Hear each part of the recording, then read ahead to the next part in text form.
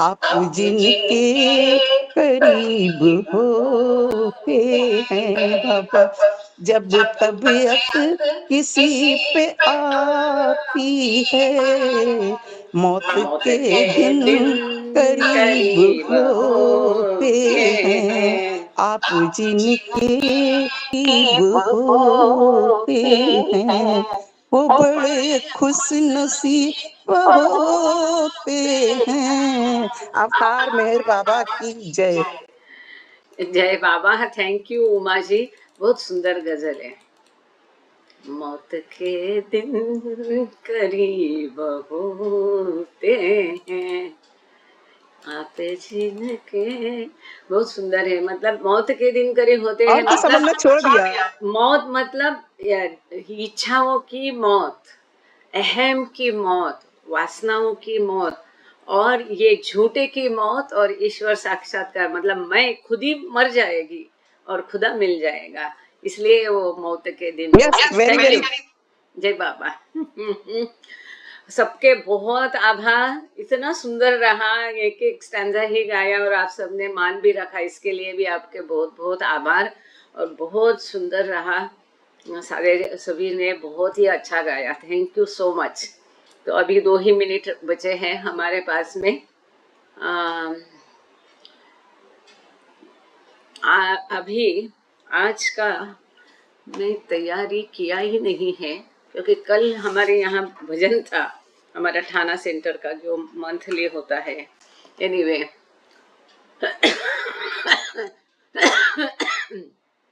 Okay, ना ही गांगड़े sir जुड़े हैं, ना ही अक्का जुड़ी है। 5 मिनट 10 मिनट इंतजार करेंगे, और अगर वो नहीं जुड़ते तो निशिकांत नाइक जी के पास निस्तारे जी का नंबर होगा। अच्छा, चौधरी जी है ना, ठीक है, चल जाएगा। Okay okay. Thank you.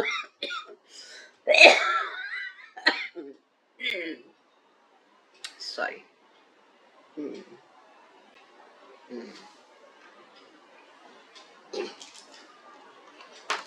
समय हो गया है, हम शुरू करते हैं।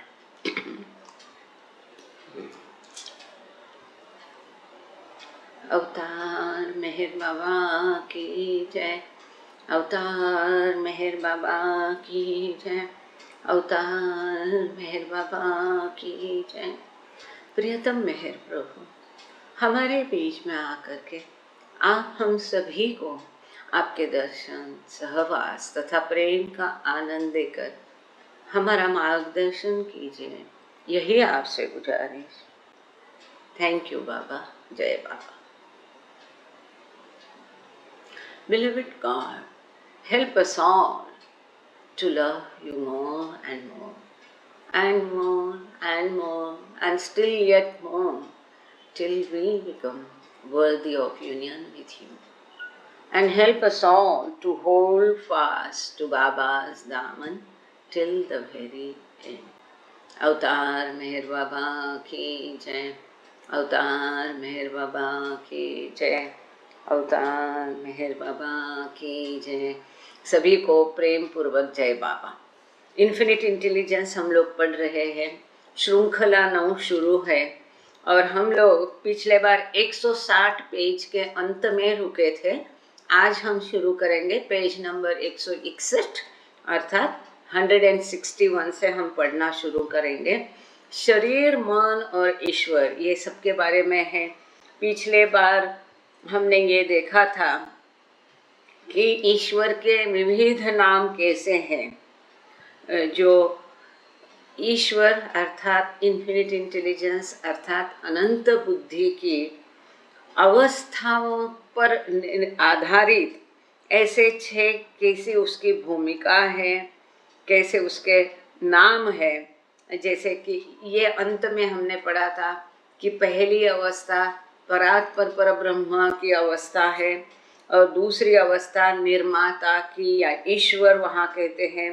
तीसरी अवस्था है जो पाषाण की है, जहाँ वो सृष्टि को बहुत कम मात्रा में अनुभव करता है।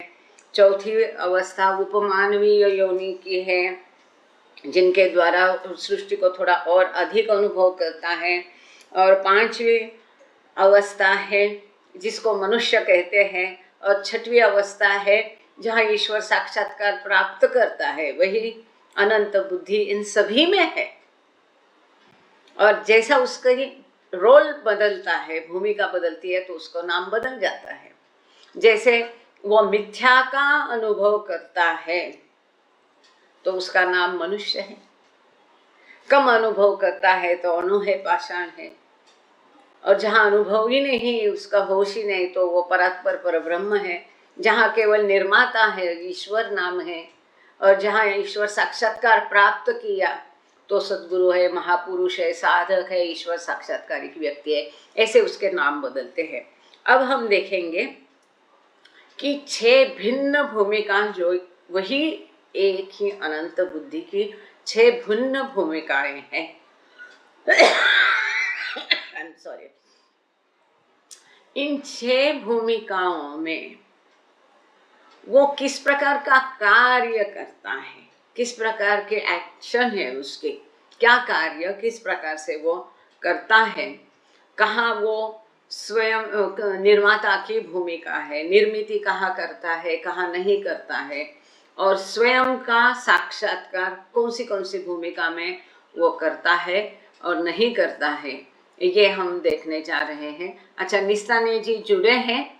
नाम जयश्री निस्ताने है, पर मुझे लगता है मिस्टर निस्ताने होंगे। निस्ताने जी, जय बाबा। जय बाबा निस्ताने जी, आप यदि मुझे सुन पा रहे हैं। यस। आपके पास किताब है, जय बाबा मैडम। आपने कहा आपके पास किताब है, सही है? नहीं, अभी है, लेकिन वो मैंने रख दिया, ऊपर में है वो, इसको ओपन ही नहीं है उसके बाद में। नहीं, अभी हैंडी है कि नहीं है? किताब है ना? नहीं है, अभी नहीं है। मतलब घर में है ना? घर में है, लेकिन वो रख दिया है मैंने कहीं तो भी। हाँ, ठीक है। अब एक 5-10 मिनट में एक आध पन्ना हम लोग पढ़ लेंगे। तब तक आप अगर किताब को निकाल करके नहीं मैडम, संभव नहीं। वो इतना इसमें है, तो भी जो अच्छा, पुराना ठीक है। रिटायरमेंट के बाद में जितने बुक्स है ना, उसमें सब उसको रख दिया है। अच्छा, तो अगली बार में निकाल। आप तैयार रहिए इंग्लिश पोर्शन पढ़ने के लिए। जैसा अवसर आएगा, जैसी स्थिति होगी, तो 1 मिनट। हाँ, एक मिनट यहाँ पर। आप पेजेस भेजते हैं ना, वैसे उसमें से अगर कुछ भेजे, मैं एक आध बार हेल्प कर सकता हूँ आपको। 1 मिनट। मुझे थोड़ा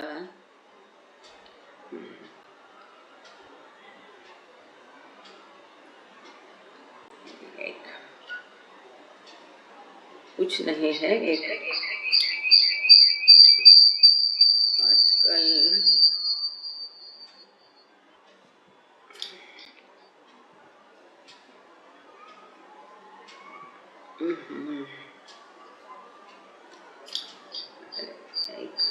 सॉरी, ये पहले से तैयार नहीं थे।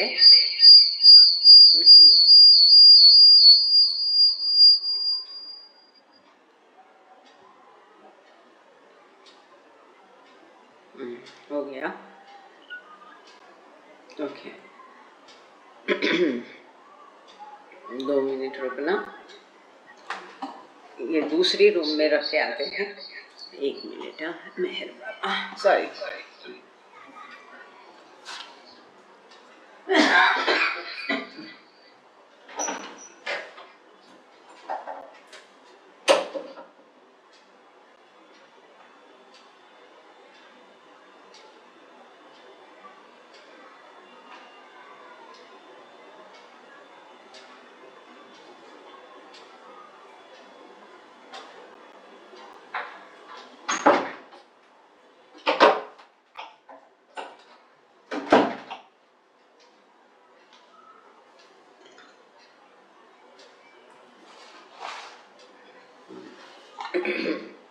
Sorry, 1 minute.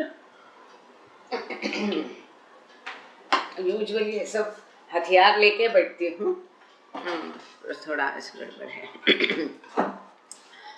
सो हम लोग ये देख रहे थे कि 6 भूमिकाओं में या वही एक अनंत बुद्धि इन 6 ही भूमिकाओं के द्वारा किस प्रकार से कार्य करती है, ये अभी हम जल्लू जी प्लीज कीप योर माइक बंद।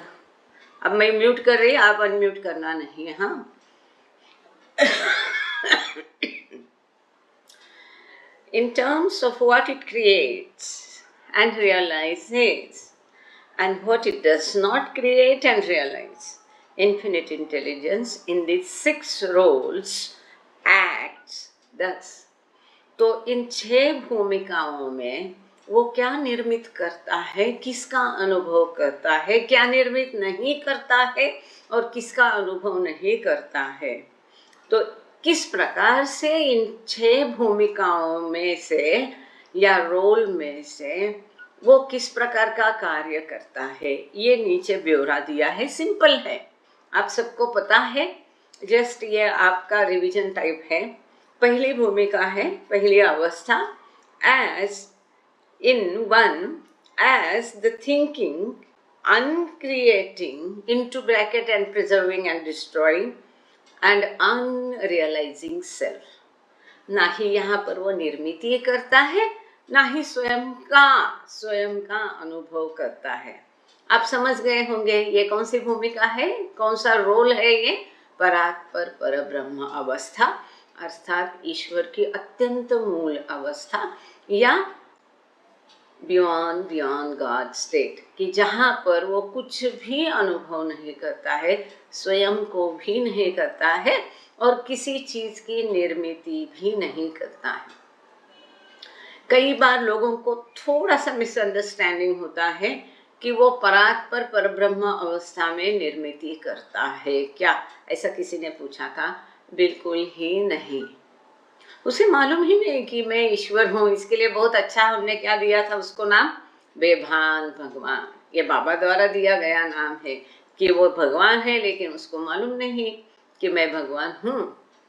तो वो निर्मिति कैसे करेगा, वो निर्मिति के सक्षम तो केवल वही है, क्योंकि निर्मिति क्या है, ये विश्व सब कुछ उस ईश्वर के अंदर है, उसको वो बाहर प्रकट करता है।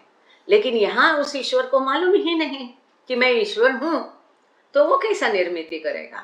इस अवस्था में जब हलचल होती है, प्रश्न उठता है, वो भी हम आगे देखने वाले हैं। पहला संस्कार, पहला मन का विचार, पहला शब्द और उसके द्वारा निर्मित हुआ पहला संस्कार, ये आगे देखने ही वाले हैं। ये हुई पहली भूमिका, उसकी पहली अवस्था है परात्पर ब्रह्म अवस्था में। वो क्या एक्टिंग करता है, क्या कार्य करता है, कुछ भी नहीं करता है, ना अनुभव करता है, ना उसकी निर्मिति करता है। अब दूसरा role, into as the creator into bracket and preserver and destroyer of the universe, but as neither the realizer of the universe nor of itself। तो दूसरी जो अवस्था है, इसमें ये निर्माता है, ईश्वर है, इसको ही हम ईश्वर कहते हैं। लेकिन यहाँ वो स्वयं का भी अनुभव नहीं करता है और विश्व का भी नहीं अनुभव करता है, केवल सृष्टि की निर्मिति, उसकी रखवाली और उसका नाश, अर्थात ब्रह्मा विष्णु महेश अवस्था या ईश्वर अवस्था। ये ना ही विश्व को अनुभव करता है, ना ही स्वयं को भी वो अनुभव नहीं करता है। अब स्वयं को अनुभव क्यों नहीं करता, ये हमने पिछले बार देखा था कि उसका आकार नहीं है, रूप नहीं है, शरीर नहीं है और वो निर्मिति के कार्य में व्यस्त है। अब तीसरी अवस्था है या तीसरा रोल है, भूमिका है, इन 3 as the most finite realizer of the universe, but as neither the creator of the universe nor the realizer of itself। तीसरी अवस्था आप सबको पता चल गया होगा कि जब विश्व की निर्मिति पहले हो गई, दूसरी भूमिका में अत्यंत महत्वपूर्ण भूमिका है, वहाँ इस रोल में क्या कार्य किया ईश्वर ने या अनंत बुद्धि या इन्फिनिट इंटेलिजेंस ने, विश्व की निर्मिति का कार्य किया। अब विश्व निर्माण हो गया। अब इस विश्व की निर्मित हो गई, तो वही अनंत बुद्धि इस निर्मित के हर कण कण में बसती है। You hear me? अब उसने निर्मिति की, ये निर्मिति उसी ईश्वर के अंदर थी। Thank you Shweta. वो जो उसके अंदर था वो बाहर आ गया, तो उसके साथ वो भी उसमें उसका अंश बाहर आ गया। अगर बच्चा माँ से आता है, जन्म लेता है, तो वो उसका माँ का अंश है। ठीक इसी प्रकार एक ही ईश्वर सब में कैसा, इसका उत्तर इस दूसरी महत्वपूर्ण जो भूमिका है, और वहां जो ईश्वर का कार्य निर्मिति का महत्वपूर्ण कार्य है, यहाँ उसका सब चीजों का उत्तर मिलता है कि क्योंकि सब कुछ उसी के अंदर है, उसी अंदर से वो बाहर प्रकट हो गया, वो सब में बसता है, सब में बसता है। He is in everyone and everything। हमारी परवरदिगार प्रेयर जो है, masters prayer, is the best crust है। गॉड स्पीक्स हो, इन्फिनिट इंटेलिजेंस हो, सारी किताबों का सार मतलब परवरदिगार प्रार्थना है। ध्यान से एक एक अक्षर, एक एक शब्द उसकी गहराई में जाके महसूस करेगा कोई, तो उसका गॉड रियलाइजेशन उसी में पक्का है, 100%। इतनी पावरफुल प्रेयर है। आखिर कर दी किसने है? इस युग के अवतार ने दी है। तो उसका कितना महत्व है वो तो समझाने नहीं बैठे। तो ये दूसरी भूमिका या दूसरा रोल जो है इन्फिनिट इंटेलिजेंस का, अत्यंत महत्वपूर्ण है। अब यहाँ से सृष्टि की निर्मिति हो गई। अब इस निर्मिति का जो पहला हिस्सा या अणु या पाषाण या अणु और पाषाण दोनों कह सकते हैं, इसके बारे में हम पढ़ने जा रहे हैं। In three, as the most finite realizer of the universe, but as neither the creator of the universe nor the realizer of itself, I capital। यहाँ दूसरी रोल में, दूसरी भूमिका में, ना ही वो सृष्टि का खास कोई अनुभव कर सकता है। क्यों? क्योंकि उसकी चेतना ना ही के बराबर है। इसको साइंस में निर्जीव कहा गया है। तो यह विश्व का मजा वो नहीं ले सकता है, लेकिन वो स्वयं का भी अनुभव नहीं कर सकता है। साथ ही में वो निर्माण भी नहीं करता है, सृष्टि की निर्मिति भी वो नहीं करता है। कुल मिला के जो तीसरी भूमिका है या ईश्वर की अवस्था है या इन्फिनिट इंटेलिजेंस का ये रोल है पाषाण और अणु का, इस भूमिका में, इस रोल में अनंत बुद्धि किसी भी चीज की निर्मिति भी नहीं करती है और स्वयं का अनुभव भी नहीं करती है। इसके बाद में जाहिर है चौथी क्या आती है भूमिका या चौथा रोल कौन सा है? उपमानवीय योनि। पाषाण से लेके पशु तक की सारी उसमें आ गई, जहाँ चेतना थोड़ी और प्रगत हो गई है, और इन सारी भूमिकाओं के द्वारा वो अधिकाधिक वो सब में जो अनंत बुद्धि अर्थात इन्फिनिट इंटेलिजेंस है, वो और अधिक प्रगत रूप लेकर के अधिक उसकी चेतना विकसित कर रहा है। तो अनंत बुद्धि की ये भूमिका है या ये रोल है उपमानवीय योनि का, जिसमें इन four, as the less and less finite realizer of the universe, but as neither the creator of the universe nor the realizer of itself। तो चौथी भूमिका में इस विश्व का कहने में शुरू के इसमें अगर गलती हुई है तो फिर एक बार उसको दोहराती हूँ। तीसरी भूमिका पाषाण और अणु में विश्व का बहुत कम मात्रा में वो अनुभव करता है, परंतु विश्व की निर्मिति करता नहीं है, स्वयं का अनुभव करता नहीं है। आई कैपिटल। उपमानवीय योनि की जो भूमिका अनंत बुद्धि की है, इसमें इस विश्व का वो अनुभव थोड़ा और अधिक मात्रा में करता है पाषाण धातु और अणु की तुलना में, लेकिन स्वयं का अनुभव आई कैपिटल नहीं कर सकता है। मूल स्वयं अर्थात ईश्वरत्व का अनुभव नहीं कर सकता है, ना ही वो विश्व की निर्मिति करता है। अब इसके पास में जाहिर है पांचवा रोल या पांचवी भूमिका उसी अनंत बुद्धि की कौन सी है? मनुष्य की है। और ये सब एक साथ हो रहा है, तो ईश्वर सर्वशक्तिमान कैसा है, इन्फिनिट पावर उसके पास कैसे हो सकती है? क्योंकि इन सभी जीवों में वो है और एक साथ ये सब कर रहा है, तो कितना वाढव्य इसका कार्य है, इसकी चेतना है, इसका ज्ञान है और इसकी शक्ति है, इसकी हम कल्पना भी नहीं कर सकते। तो अब पांचवी भूमिका उसी अनंत बुद्धि की ईश्वर की है, मनुष्य। In 5, as the infinite realizer of the universe, but as neither the creator of the universe nor the realizer of itself.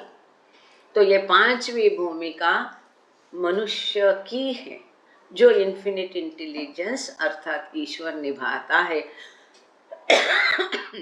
मनुष्य का रोल जब वो निभाता है, कौन निभाता है मनुष्य का रोल? रोल प्ले कौन कर रहा है? इन्फिनिट इंटेलिजेंस अर्थात ईश्वर कर रहा है। तब ये पूरे विश्व का अनंतता से अनुभव तो करता है, रियलाइज करता है, महसूस करता है, मजे लेता है, परंतु स्वयं का, अपने मूल स्वयं का ईश्वरत्व का अनुभव अभी उसने लेना शुरू किया नहीं है, और ना ही वो विश्व की निर्मिति यहाँ करता है, ना ही वो विश्व की निर्मिति यहाँ करता है। ये पांचवी भूमिका या रोल अनंत बुद्धि का, जहाँ पर अनंत बुद्धि या ईश्वर निर्मिति नहीं करता है, केवल विश्व जो उसके द्वारा निर्मित या प्रकट किया विश्व है, उसका अनंतता से मजा लेता है, अनुभव करता है, परंतु स्वयं का अनुभव नहीं करता है, ना ही वो विश्व की निर्मिति करता है। अब आएंगे सुषमा जी उस पर। अब छठवां अत्यंत महत्वपूर्ण रोल या भूमिका जो अनंत बुद्धि स्वयं निभाती है, विविध रूपों के या चंद व्यक्तियों के द्वारा, जो कि सारी सृष्टि और हर एक व्यक्तिशः आत्मा का उद्दिष्ट है, हर एक जन्म का, हर एक जीव का, हर एक देह का, हर एक भौतिक रूप का उद्दिष्ट है ईश्वर साक्षात्कार। तो पांचवी भूमिका वो है जिनको ईश्वर साक्षात्कार प्राप्त हुआ है। ऐसे साधकों में जो अनंत बुद्धि है, वो कैसी भूमिका वो क्या कार्य क्या करती है? तो in 6, as the realizer of itself I capital, but as neither the creator nor the realizer of the universe. अब यहाँ पर ये अपने मूल स्वरूप को जान गया है, समझ गया है। अब नॉलेज नोज नॉलेज, यह अवस्था है, ज्ञान को जान गया है, इसने ईश्वर साक्षात्कार प्राप्त किया है। लेकिन यहाँ अब उसने इस विश्व का अर्थात अपनी ही निर्मिति का आनंद लेना बंद किया, उसका अनुभव करना, उपभोग लेना उसने बंद कर दिया है। साथ ही में उसने निर्मिति का भी कार्य यहाँ पर वो करता नहीं, केवल अपने स्वयं को वो अनुभव करता है। अब ध्यान से हम देखेंगे 6 ही भूमिका, जितने 6 रोल है, 6 रोल है अनंत बुद्धि निभाती है, इन 6 में भी केवल ये 6वीं भूमिका है जहाँ पर अनंत बुद्धि स्वयं का साक्षात्कार करती है, अर्थात ईश्वर साक्षात्कार प्राप्त होता है। पहली जो अवस्था, अत्यंत मूल अवस्था, बियॉन्ड गॉड स्टेट है या परात्पर पर ब्रह्म अवस्था है, वहां पर उस भूमिका को निभाते हुए यह ईश्वर या अनंत बुद्धि ना ही निर्मित करती है, ना ही स्वयं का अनुभव करती है, ना ही विश्व का अनुभव, कुछ भी नहीं करती है, ना करता है, वहां पर वो कुछ भी नहीं करता है। और दूसरी में वो निर्माता का कार्य केवल करता है। अब तीसरी से लेके छठवीं तक निर्मित का कार्य बंद है, केवल ईश्वर निर्मित करता है।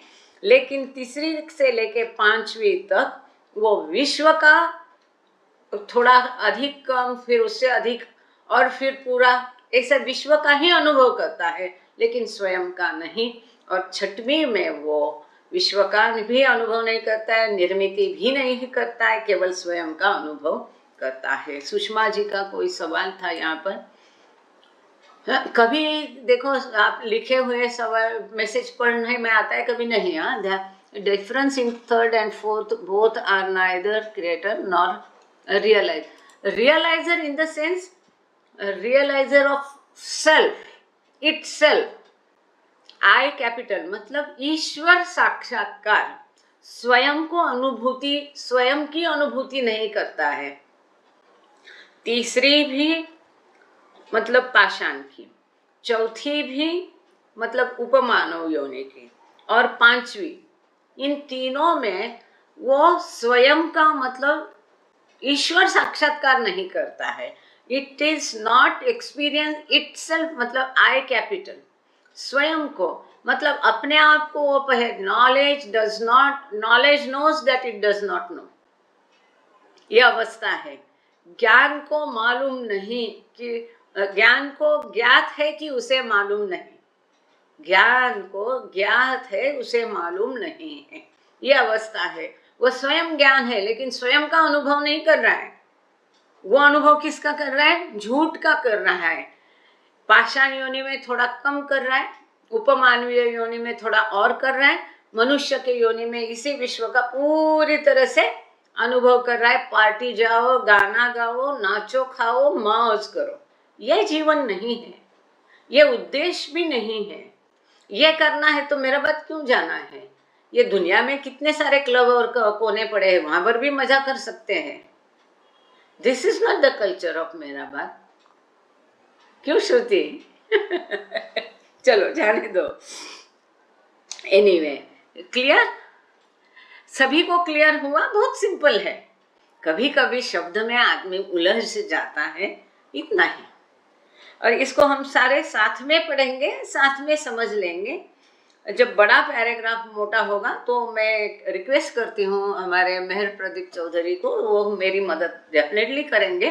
और जहाँ केवल पॉइंट्स है, जहाँ बोलते ही उस मुद्दे को हम स्पष्ट कर सकते हैं, उसको साथ साथ करेंगे। सो आई रिक्वेस्ट मिस्टर मेहर प्रदीप चौधरी, ये जो पैरा है 161 पेज पर आखिरी पैरा है, 10/6, यहाँ से लेके अदर्स तक पूरा पढ़ लीजिए, क्योंकि हमने ये स्पष्टीकरण ऑलरेडी कर चुके हैं। अब मेरी विनती है सबको, अब सबको समझ में आया तो मुझे सबका ये टिक टिक टिक टिक चाहिए, और नहीं आया तो प्लीज ईमानदारी से ऐसा करो, और या तो चार्ट में लिखो, किसी भी तरह से ले, शांत रह, आप नहीं बैठोगे। अगर आप आटा गूंद रहे हैं, आपका हाथ खराब है तो कपड़े को पोंछ के आप कर लीजिए। लेकिन देखो ये सारे चिन्ह यहाँ इसीलिए दिए हैं क्योंकि सब कोई बोल देंगे तो चर्चा बराबर रीडिंग होगा नहीं, रिकॉर्डिंग होगा नहीं। तो ये चिन्ह जो है ये बाबा की हमको देन है। इस मौनावतार में, इस अवतार युग में मौन होकर उन्होंने चिन्हों से ही वार्तालाप किया। ये किताब तो स्वयं लिखी है, बाकी तो उन्होंने चिन्हों से ही, संकेतों से बताया है। तो ये संकेत बाबा ने दिया उपहार है, इसका बिल्कुल आप आनंद ले लो, उपभोग लीजिए, इसका अनुभव करो, इसका उपयोग करो आप, कि जहाँ आपको समझ में आता है, जहाँ बाबा का सेंटेंस आपको अच्छा लगता है। इतने सारे दिए हैं, देखो ये है बाबा के लिए प्रेम है, ये है बिल्कुल सही बात है, ये है आनंद है कि आपको हाँ ये कुछ नया मुद्दा है, ये है बहुत बात बाबा ने बढ़िया समझाई है। हाँ, और ये है कि हमको नहीं समझ में आता करके ये भी डाल दीजिए रोने वाला, या ये आपके मन में कोई शंका है तो ये डाल दीजिए, ये देखो अरे ये क्या बोल रही है, क्या बक रही है, कुछ तो गलत बसा, या ये बोल दीजिए कि बिल्कुल ही समझ में नहीं आया या खराब विवेचन है, तो बिल्कुल प्लीज यूज इट। ओके, इस प्रकार से क्या आपको नींद भी नहीं आएगी, हमें भी समझ में आएगा कि इतना गला फाड़ फाड़ के बोल रहे, कुछ तो वहां पर जा रहा है कि टच एंड गो, मालूम है ना, टच एंड गो मतलब ऊपर से जा रहा है नहीं, ऊपर से नहीं जा रहा। तो ठीक है, जय Baba, thank you. Meher Pradeep Chaudhary ji please पढ़ना शुरू करें। जय बाबा। जय Baba. The existence or non-existence of the body is state 6. Thus in 6, which is the self-realizing state, infinite thinking or consciousness perish, but the state of creating and preserving and destroying the universe and the state of realizing it cease to be. That is, neither the subtle or the gross universe exists for it, nor even the subtle and gross bodies with which to experience these universes. In other words, in this the Nirvikalpa Samadhi state, one has no sense of the gross and subtle body. Although to others the body seems to exist, just as for others the body seems to exist when one is in sound sleep, even though the one who is sleeping has no sense of his body himself. But in the Sahaj Samadhi, experience after their descent by those who come down from the state of Nirvikalpa Samadhi, the body exists again, but only for the purpose of working spiritually for the salvation of. Wonderful, thank you.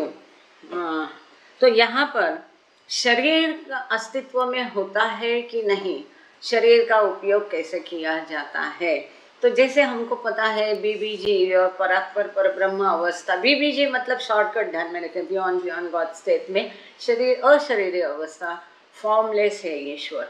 दूसरी जो अवस्था है ईश्वर करके ब्रह्मा विष्णु महेश, वहां पर भी वो अशरीरी निराकार ईश्वर है। अब छठवीं भूमिका में शरीर है, पर वो शरीर अब ईश्वर बन गया है। ये शरीर इस विश्व का अनुभव नहीं करता है, और गहरी नींद में जिस प्रकार हमें शरीर का भान नहीं होता है, हम जीवित होते हैं गहरी नींद में, सामने जो निद्रा में नहीं है वो हमको देख सकता है, पर हम स्वयं अपने आप को नहीं देख सकते हैं गहरी निद्रा में, ना ही हम अपने आप को जानते हैं, ना ही हमें अपने शरीर का भान होता है। इसी प्रकार से यह अवस्था ईश्वर साक्षात्कार के पश्चात होती है कि जहाँ पर शरीर अस्तित्व में है, पर उसका भान भी शायद आएगा जब दूसरों के काम के लिए, कल्याण के लिए उसका उपयोग किया जाएगा, लेकिन इस विश्व का अनुभव के लिए वो शरीर नहीं है। वो शरीर जब सद्गुरु अवस्था होगी, ईश्वर साक्षात्कार एकांत में है,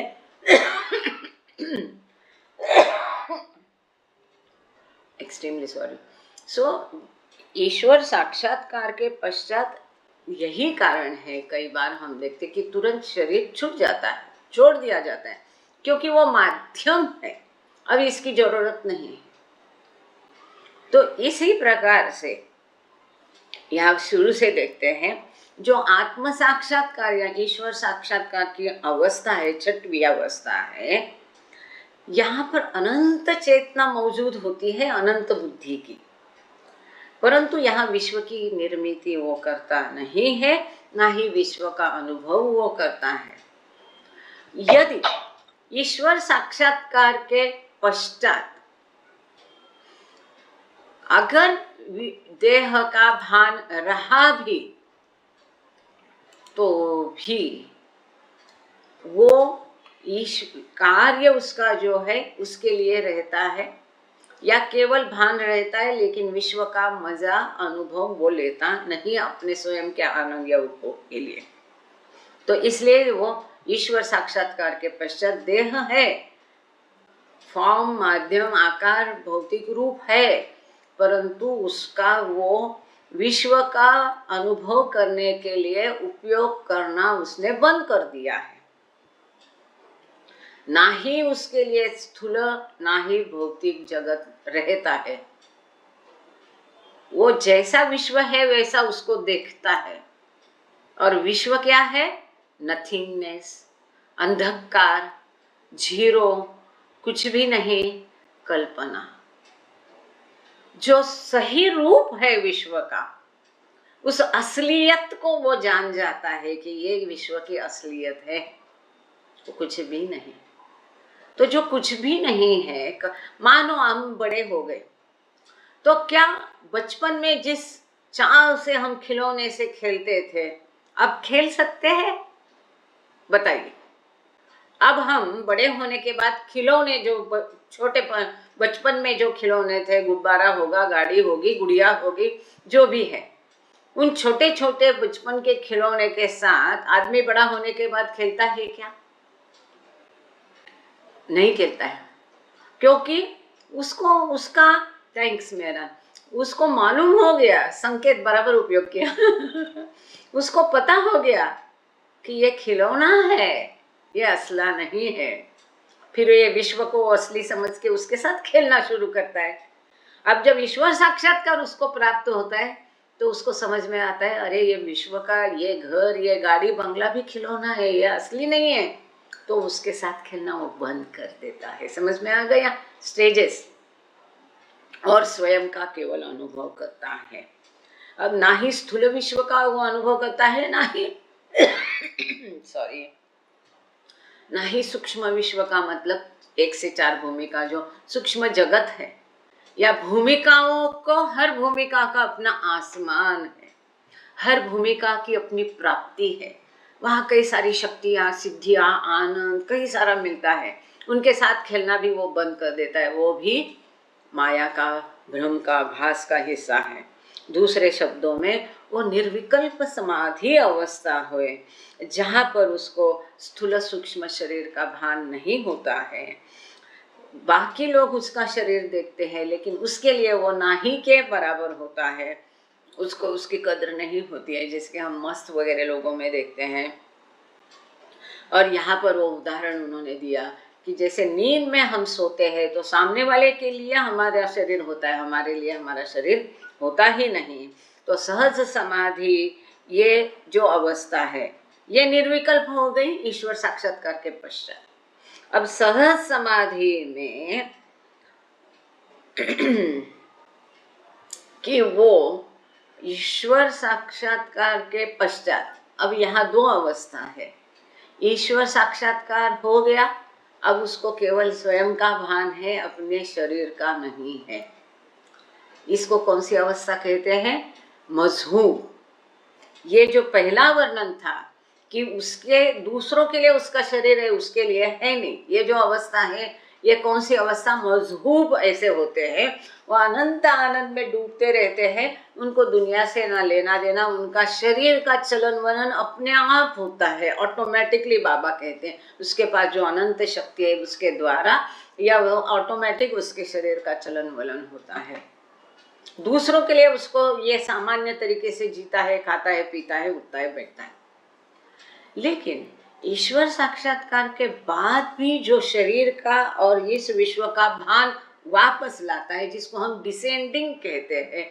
वापस आया मतलब नया शरीर नहीं, उसी शरीर में विश्व का भान जिसने वापस लाया, वो भी, उसका भी अभी शरीर है, उसको शरीर का भान भी है, लेकिन उस शरीर का उपयोग केवल दूसरों की आध्यात्मिक सहायता करने के लिए वो करता है। ये महद फर्क है जो छठवीं भूमिका को फिर से विशद किया बाबा ने यहाँ की पहली बार ये मधु और सद्गुरु दोनों अवस्थाओं को बाबा ने ये नाम दिए बिना विशद किया है कि जहाँ ईश्वर साक्षात्कार के पश्चात देह का भान तो है ही नहीं ये मधु अवस्था, और दूसरा है देह का भान है लेकिन उसका उपयोग केवल दूसरों के औरों के साल्वेशन के लिए किया जाता है। तो ये था। अब हम नया एक सब चैप्टर हर श्रृंखला में होता है, तो यहाँ पर एक पहला जो सब चैप्टर था है ना, ये हमारा यहाँ पर पूरा हो गया है, लंबे से चल रहा था, और ये सब पहले जो हमने अभी पूरा किया इस सब चैप्टर का नाम था 6 roles of the infinite intelligence, अनंत बुद्धि की 6 भूमिकाएं। अब एक नया सब चैप्टर उसी श्रृंखला में है, एस्केप फ्रॉम यूनिवर्स एक्सपीरियंस, इस विश्व के अनुभव से छुटकारा। क्यों पाना है, कैसे पाना है, और उसके परिणाम क्या है, ये सब इंटरेस्टिंग और महत्वपूर्ण चैप्टर है। Escape from universe experience. So yes, Meher Pradeep Chaudhary ready है, ऐसे ही पहले जैसे फटाफट संस्कार से लेके जितना भी पहले संपादकीय पोर्शन है एडिटर्स का, वो पढ़ेंगे। जय बाबा। Infinite intelligence as all in all. Escape from universe experience.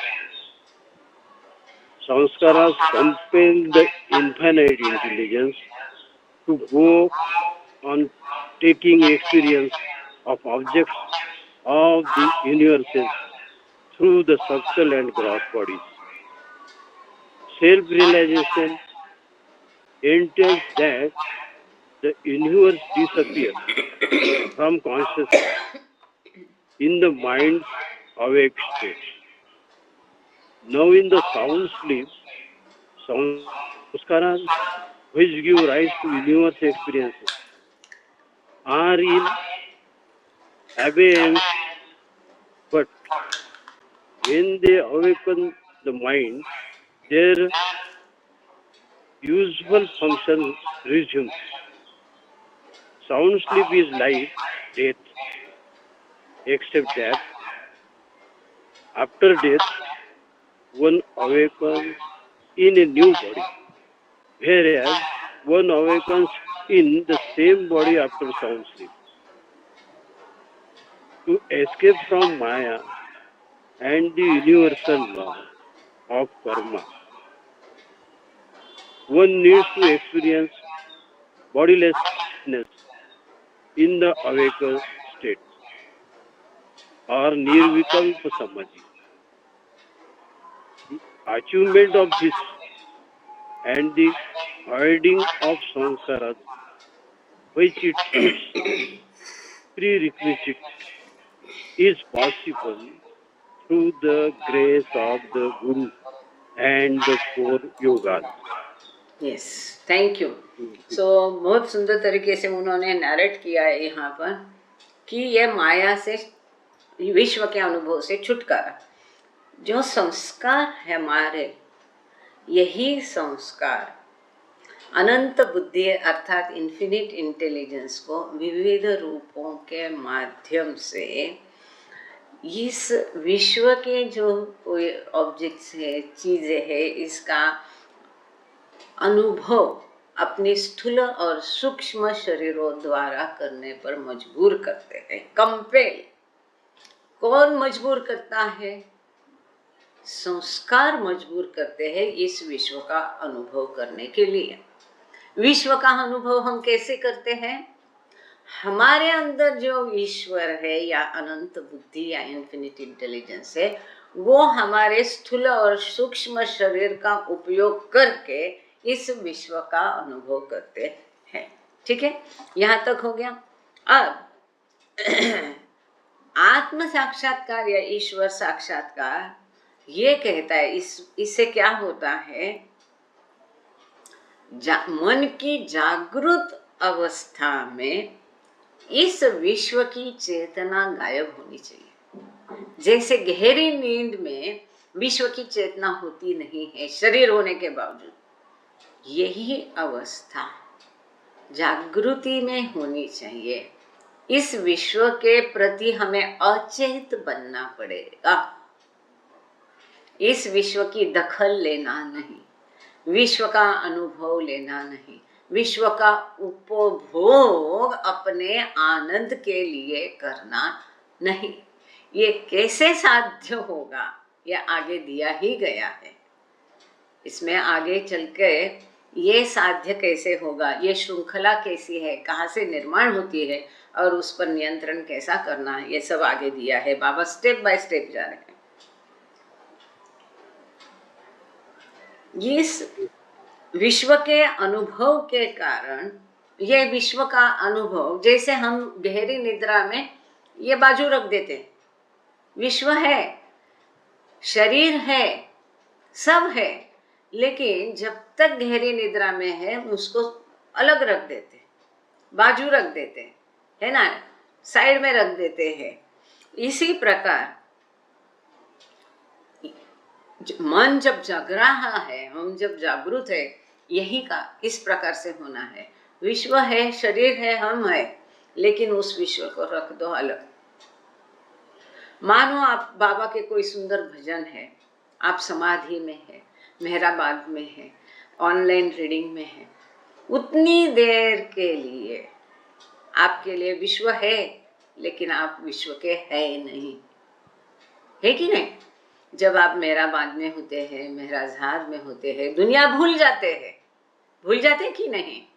आप ये रीडिंग में अटेंड होते हैं, दुनिया भूल जाते हैं। ऐसी ही दुनिया भूलनी है नॉर्मल में भी। अब जागने के बाद ये जो संस्कार है, ये संस्कार फिर से हमको पुश करते हैं, मुझे खर्च करो, मुझे खर्च करो, और वो अपना कार्य शुरू करते हैं और हमको मजबूर करते हैं विश्व का अनुभव लेने के लिए। लेकिन विश्व का अनुभव लेते हुए भी, क्योंकि उसके बिना संस्कार खर्च नहीं होंगे, विश्व का अनुभव लेते हुए भी उन अनुभवों को हमारे दिलो दिमाग तक हम पहुंचने अगर नहीं दे, मतलब क्या, ना सुख से, हमारी हमेशा की पंक्ति याद है आपको, ना सुख से सुखी हो, ना दुख से दुखी हो, ना सुख से, जब जिसको हम इक्विपॉइंस कहते हैं, बाबा हमेशा आग्रह करते हैं, ना वो सुख और दुख, दुनिया का कुछ भी हम तक पहुंचना नहीं चाहिए।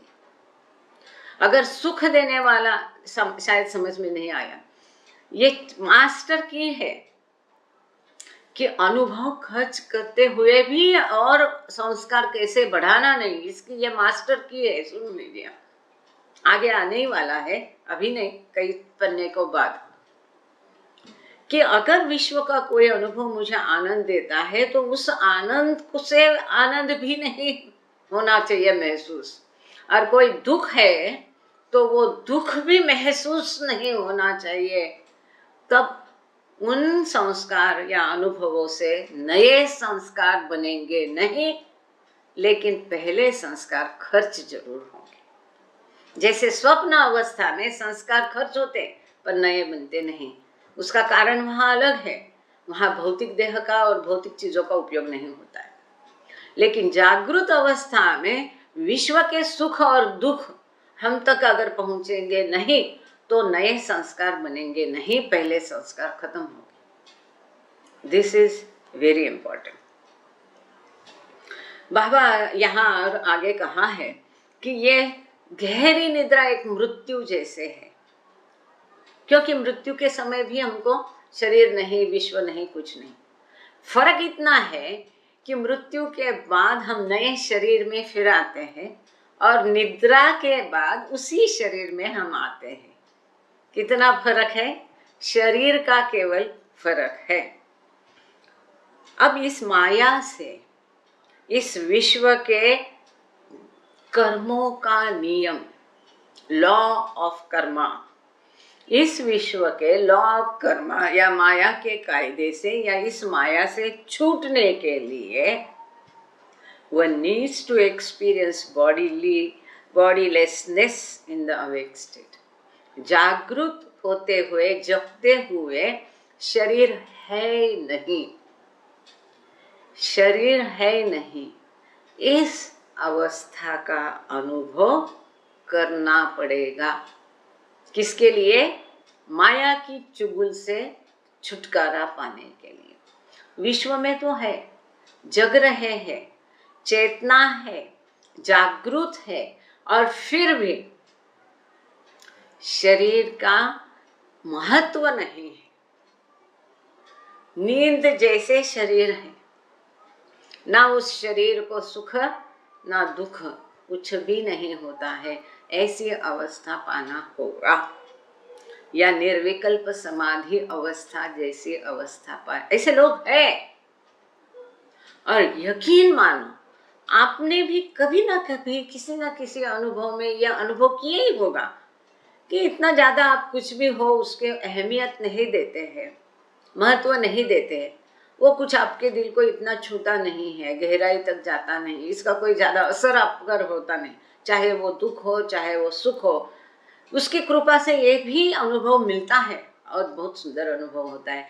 भले तब हम उसका कदर नहीं करते होंगे, या हमको पता नहीं होता होगा, या बाद में हमको पता चलता होगा अरे तब तो ऐसा था, पर वो एक कृपा है और हमें भी उसके लिए कोशिश करनी पड़ेगी ऐसी अवस्था प्राप्त करने के लिए। इसीलिए तो इसको पढ़ना है कि कई सारी चीजें समझ में आती है, उससे उत्तेजना मिलती है, प्रोत्साहन मिलता है कि मैं ये करके देखूं कि ये कम से कम 8 दिन, 8 घंटे, 8 महीने, इतना तो कोशिश कर ही सकते हैं।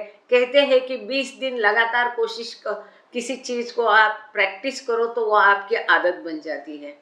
तो कंटिन्यूअस 20 दिन क्यों ना हम कोशिश करें कि किसी भी सुख से हम ना सुखी हो सुख ठीक है, आनंद आता है, आम खा लिया मजा आता है, लेकिन उसका अटैचमेंट नहीं होना है। एक दूसरे भाषा में नहीं भी आम मिला तो कोई फर्क नहीं पड़ता है, और ना ही कोई दुख से दुखी होना है, ना ही सुख से सुखी होना है, ना ही दुख से, वो दोनों हमारे अंदर तक नहीं पहुंचने देने की कम से कम 20 दिन प्रैक्टिस करें। एटलीस्ट जितने लोग सुन रहे हैं अभी, इतने तो कोशिश कर ही सकते हैं।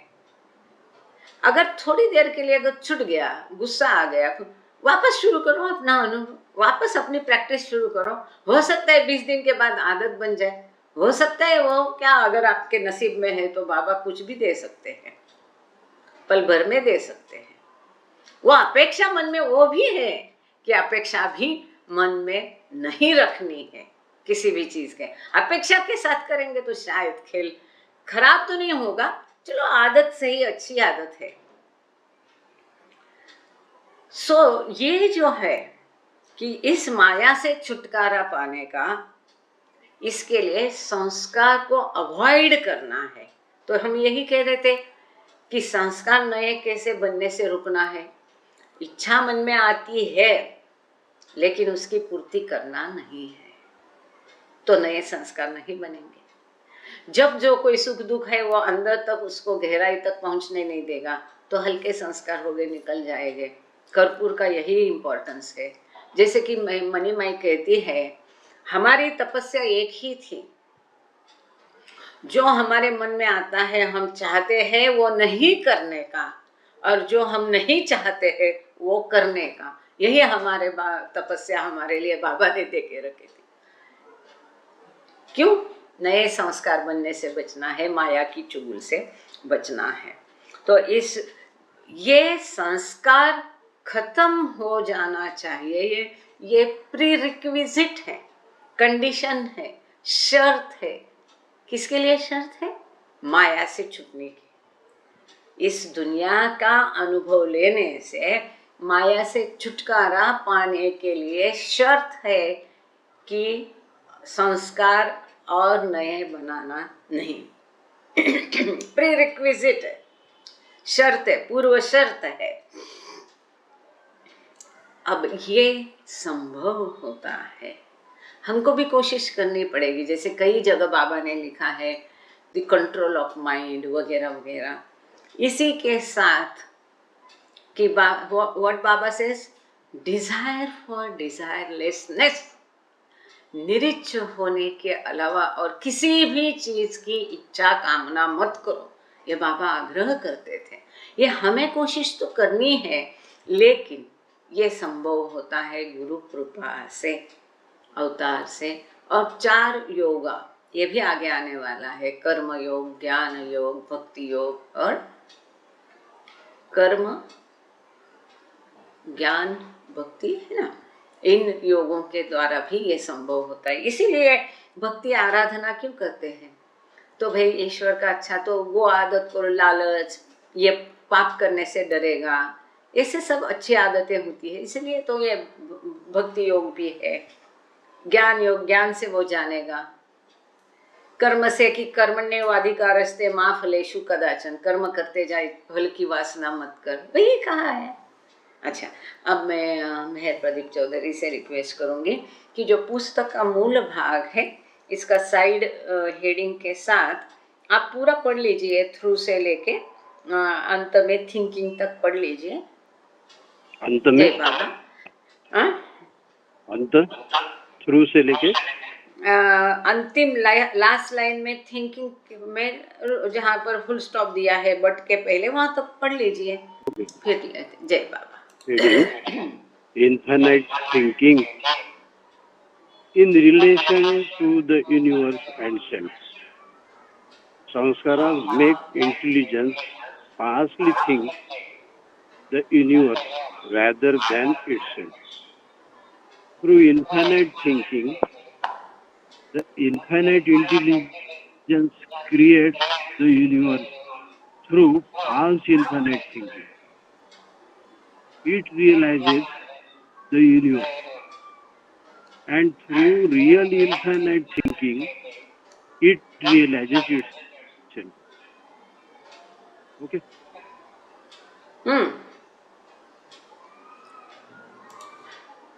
ओके, अच्छा, इतना मैं कर लेती हूँ, ठीक है। तो यहाँ तक कि अब यहाँ पर इन्फिनिट थिंकिंग जो पहला है, उसमें अपार चैतन्य कि उसके बिना निर्मिति संभव नहीं है। जहाँ चेतना नहीं है, वो स्वयं चेतना कैसे निर्माण कर सकता है? ये जो मजेदार खेल है इस किताब का, थिंकिंग के विविध अर्थ, यही यहाँ पर भी लागू होता है। अपने अपार चैतन्य द्वारा अनंत बुद्धि विश्व की निर्मिति करती है, क्योंकि विश्व क्या है? चैतन्य से भरपूर है। वो चैतन्य कहाँ से है? उसको निर्माण करने वाले से, निर्माता से। उसका पिता कौन है? स्वयं ईश्वर है।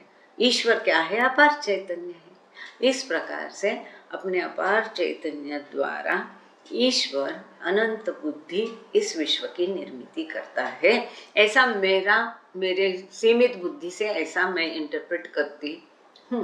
अगर इस सेंटेंस को और भी तरीके से कोई इंटरप्रेट करना चाहे तो you are most welcome.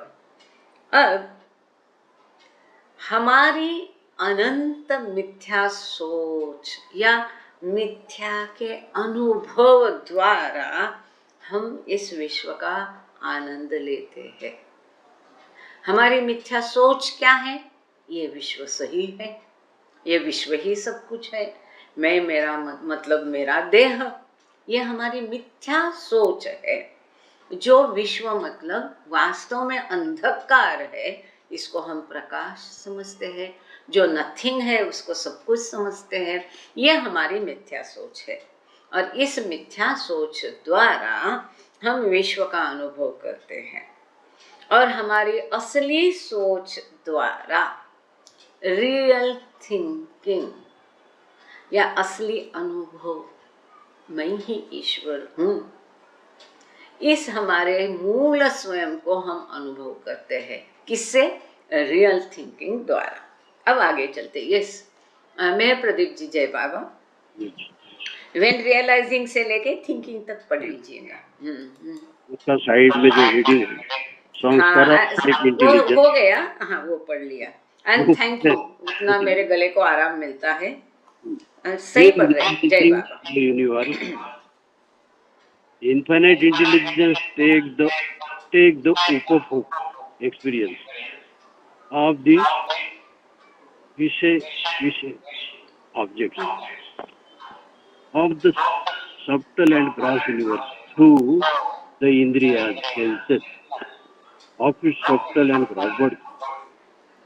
His realizing and experiencing of the universe through the body, that is, the falseness of thinking, is due to sanskaras.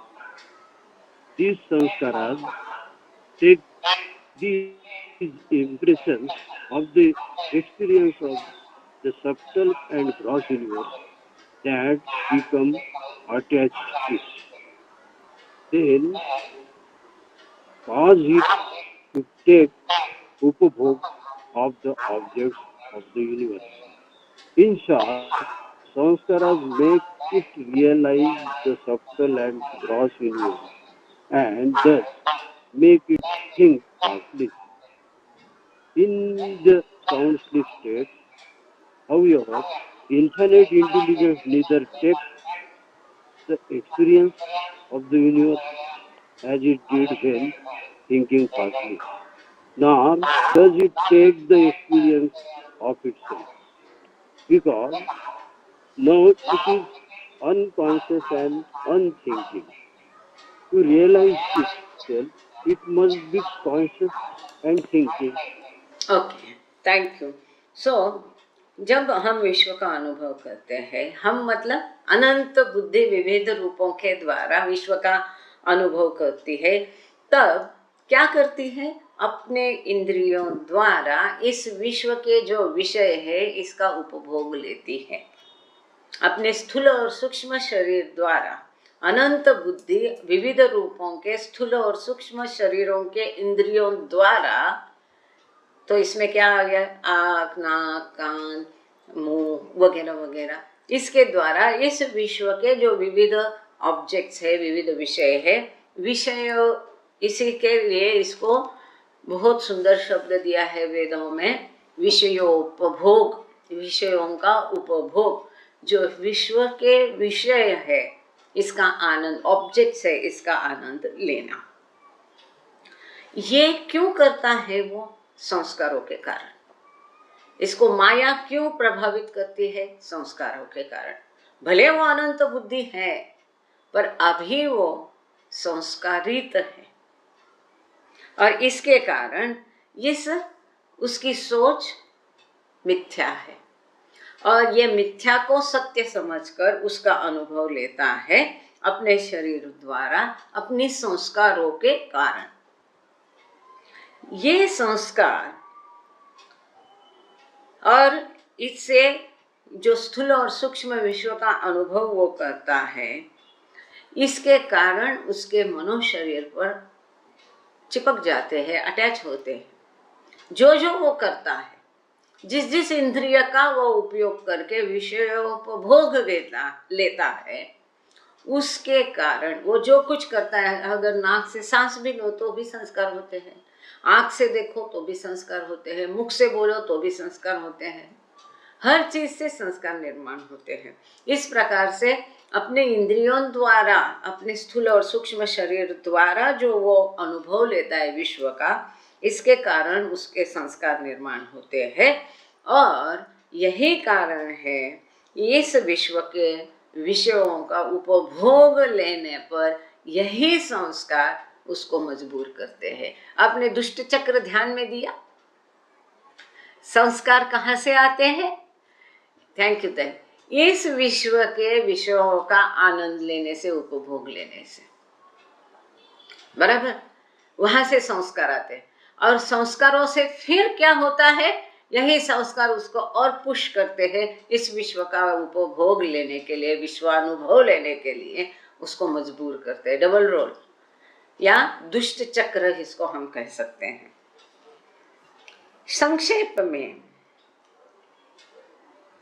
इस संस्कार ही है जो उसको मजबूर करते हैं स्थूल और सूक्ष्म विश्व का मिथ्या तरीके से अनुभव करने के लिए या सोचने पर। गहरी निद्रा में लेकिन अनंत बुद्धि ना ही विश्व का अनुभव करती है, जैसे कि उसने जगते हुए फॉल्स थिंकिंग किया, मतलब विश्वानुभव किया, ना ही वो स्वयं का अनुभव करती है, क्योंकि अब वो अचेत है।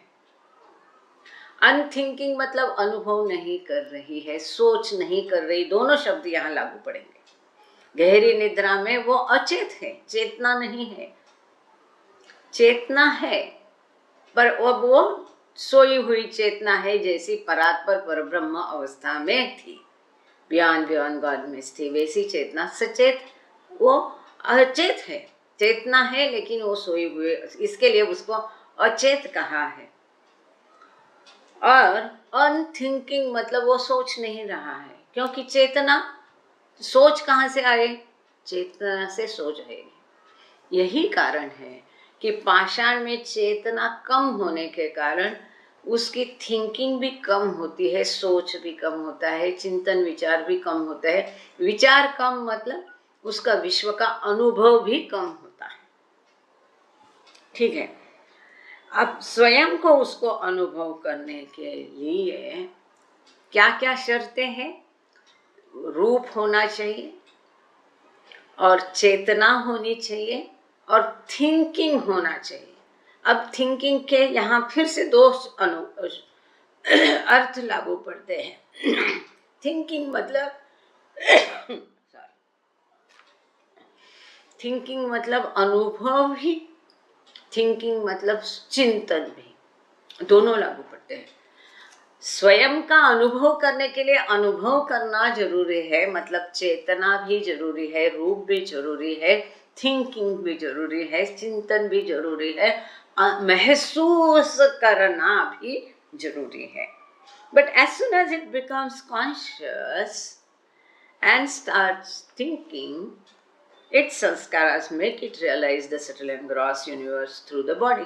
लेकिन निद्रा से जैसे जैसे वो उठता है, सचेत बनता है, अनुभव करना, चिंतन करना शुरू करता है, उसके संस्कार उसको स्थूल और सूक्ष्म विश्व का अनुभव करने के लिए बाध्य करते हैं।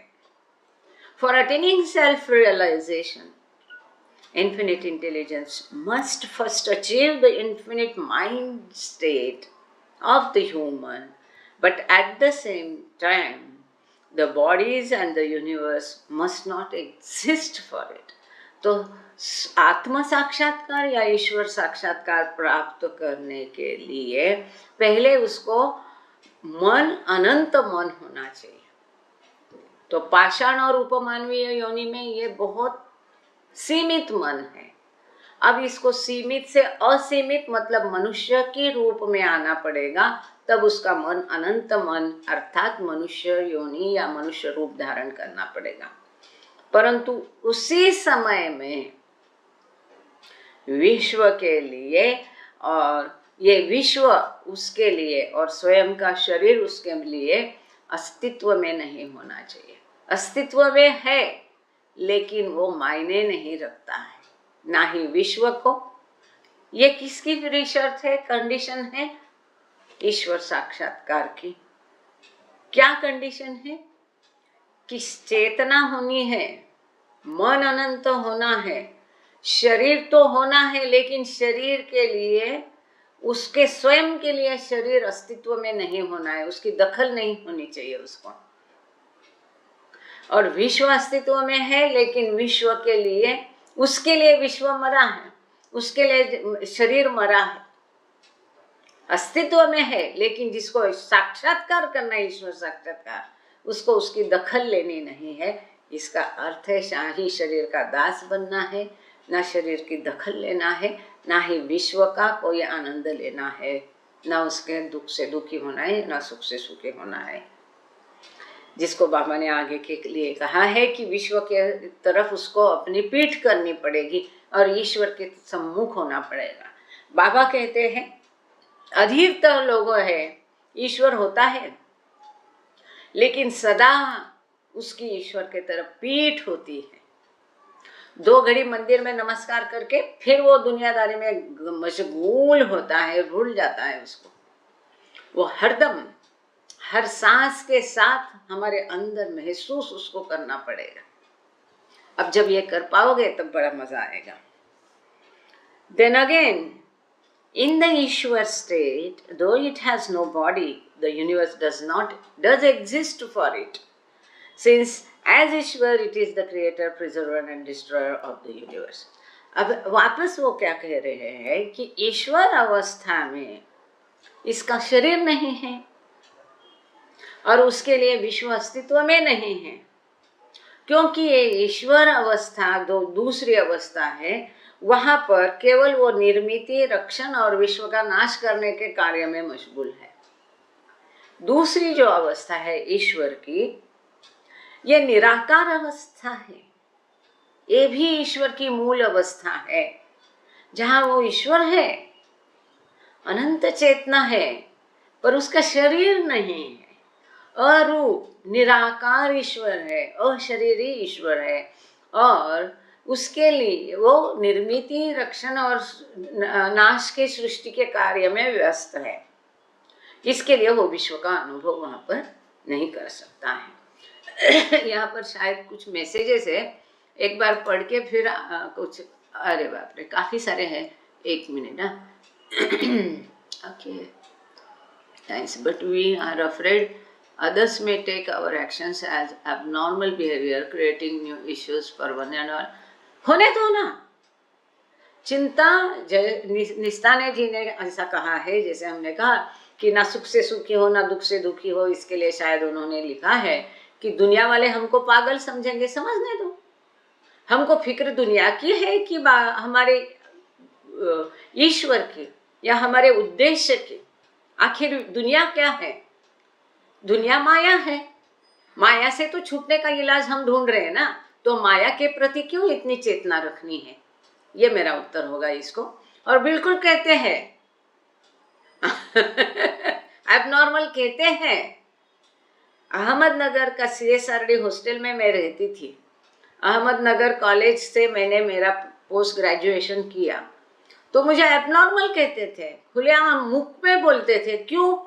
क्योंकि मैं होटलिंग नहीं करती है, रेस्टोरेंट जाती नहीं, मेरा कोई बॉयफ्रेंड नहीं है, मेरा कोई दोस्त नहीं है। मैं केवल शाम को ट्रस्ट वहाँ पर सेंटर जाती थी, अहमदनगर सेंटर, और अपनी पढ़ाई करती थी और बाबा के किताबें पढ़ती थी। तो मैं कभी, हमारा वहाँ पर हॉस्टल में एक हॉल हुआ करता था, उसको टीवी हॉल बोलते थे। वहाँ टीवी, उस समय में छाया गीत बहुत प्रसिद्ध था। शाम को छाया गीत में आखा हॉस्टल वहाँ बैठता था, मैं अपने रूम में बैठ के पढ़ाई करती थी। मुझे उसमें रस मन से ही नहीं था, दिल से ही नहीं था, आज भी नहीं है।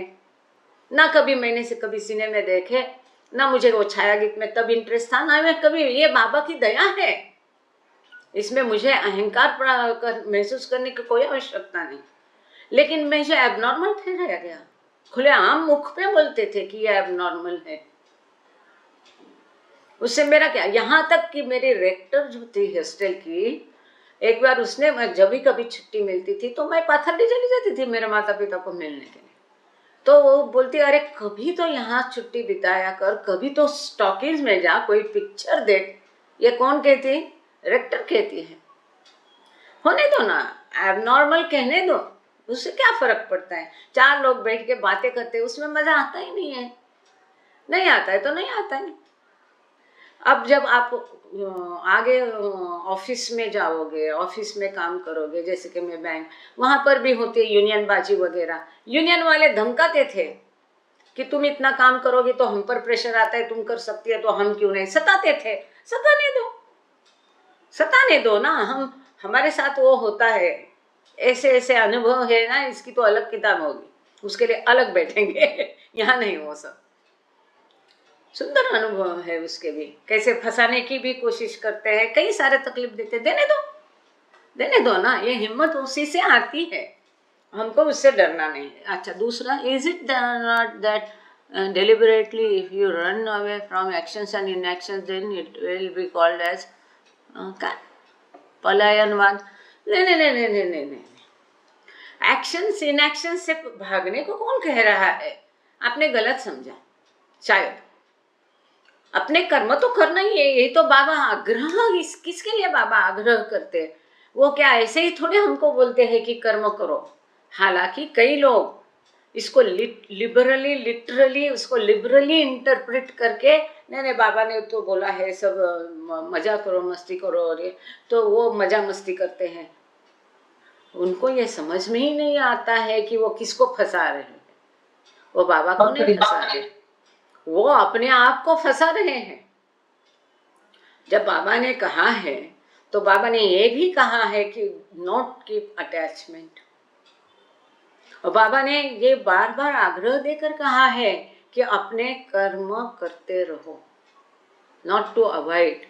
बाबा ने ये भी कहा कि दुनिया से भाग के तो कोई साधु संत, कोई भी ऋषिकेश में जाके आनंद से रह सकता है, लेकिन दुनिया के रहकर भी दुनिया से अलिप्तता रखना, अलूफ भाव रखना, विरक्ति रखना, यह महान कार्य है। अगर एक यंग बच्चा है, थिएटर में जाकर भी रोमांस का डांस देखकर भी अगर वो उद्दीपित नहीं हो तो ये असलियत है। भले एबनॉर्मल कहने दो, कुछ नहीं फर्क पड़ता है। ये पलायनवाद नहीं करने को बोल रहे। जो भी आप करोगे, हमारा क्या विषय था कि माया से कैसा छूटना है। हम क्या कह रहे थे, नए संस्कार कैसे निर्माण नहीं होने देना है। आप जो भी अपने संस्कार यहाँ खर्च करके अनुभव आपको मिल रहे हैं, सुख के हो या दुख के, वो आपके अंदर तक नहीं जाना चाहिए, ऊपर ही ऊपर, जिसको हम कमल की पत्ती कहते हैं, पानी में रह के भी सुखी रहती है कि नहीं।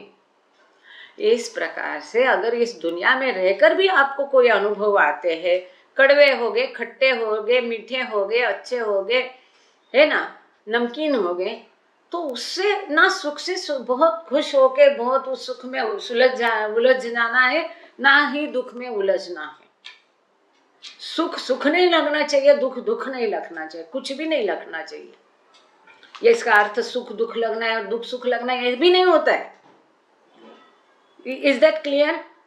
सुख से सुख नहीं होना है, वो सुख दिमाग में, जिसको हम बोलते कि यश दिमाग में नहीं जाना चाहिए, जो बोलते हैं कि पैर जमीन पर होना चाहिए, इसी का दूसरा रूप है वो।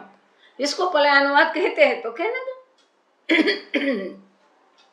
हमको हमेशा मैं कहती हूँ, बाबा की उपस्थिति में भी first priority, top most priority है बाबा और सामने का बंदा, इसमें से चूज करना है तो हमको पहले सोचना है कि मैं क्या करूं, क्या बोलूं, किससे बाबा खुश हो गए या ना खुश हो गए।